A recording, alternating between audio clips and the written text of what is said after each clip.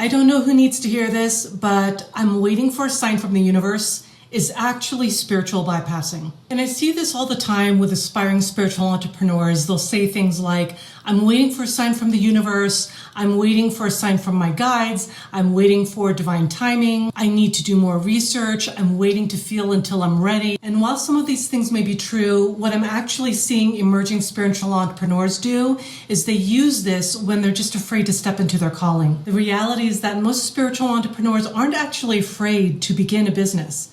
They're afraid of what's going to happen after they create the business, how their lives are going to change, that their relationships are going to change, that they're going to be more visible, that they're going to be asked to hold more responsibility, more power, more money, more impact. They're afraid of becoming someone entirely different than when they first started. And they're already grieving the life that they're leaving behind without actually taking a step forward in creating their business. I totally understand this fear. But this is not the time where I say, because I did that too, because I didn't. For better or for worse, I was entirely clueless about how my life was going to change when I started my business almost 18 years ago now. My moment came when the man I was planning a future with told me he was marrying somebody else. I was utterly devastated.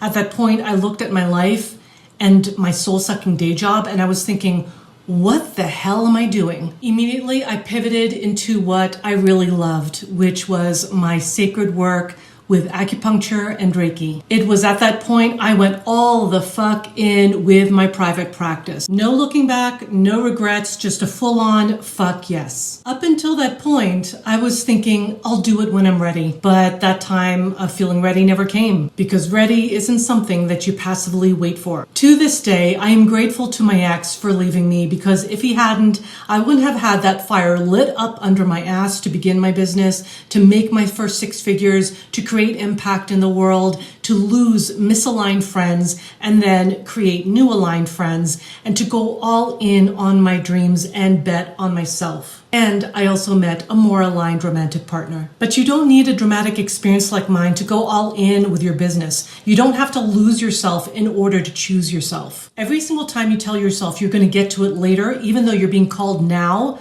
you start to break trust in yourself. Because the issue isn't that you stopped trusting the universe or your guides or even your purpose. You stopped trusting yourself. It's like that death by 1,000 paper cuts. I want to follow my calling, but it feels okay right now. That's the first cut.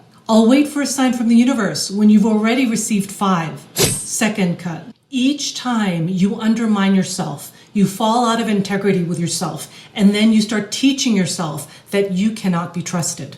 And then that bleeds over into other people, into situations, and you start not trusting other people and situations. By then, your purpose becomes a faint whisper against the din of all of the times that you didn't choose yourself. But if you see yourself in what I just shared, and you think it's too late for yourself, all it takes is one aligned decision to choose differently, to choose yourself. This is the last week to enroll in the Emerging Spiritual Entrepreneur. It's my 5-week journey designed to help you bridge the gap between your soul's calling and your soul-led business. Our first call begins next week on June 23rd. Comment or DM Emerge for details.